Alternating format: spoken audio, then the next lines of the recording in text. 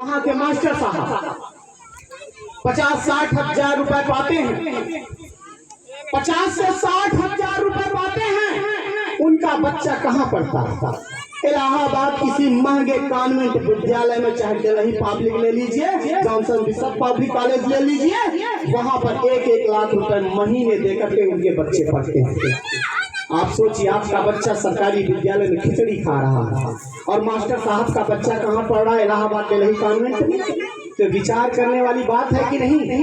एक आंदोलन होना चाहिए, शिक्षा के प्रति जागृत होनी चाहिए, एक आवाज होना चाहिए। अगर आपके गांव के ग्राम प्रधान को भी आप चुनते हो तो उसका भी बच्चा इसी सरकारी विद्यालय में आपके गरीब किसान मजदूर के बच्चों के साथ बैठ के पढ़े।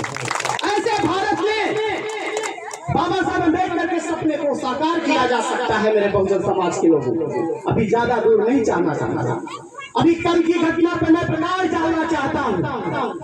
कल की कर्चना की घटना, हमारे ही गरीब परिवार का बच्चा, हमारा ही भाई किसी तरह अपने परिवार को पालने के लिए मजदूरी करके परिवार को चलाने का काम करता था, लेकिन कुछ ऐसे कुंठित मानसिकता के लोगों ने उसको मारा भी और उसको अलाव फेंक करके जलाने का काम किया। ये है बाबा साहब अम्बेडकर के सपनों का भारत। इसे ही आप स्वीकार कर रहे हो।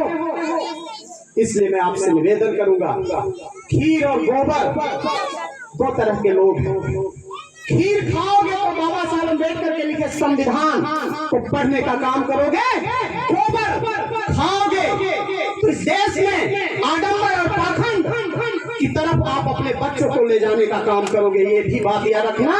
और आपको याद होगा, पहले के समय में गांव में 2 घंटियां बजती थी, एक मंदिर की घंटी, एक स्कूल की घंटी।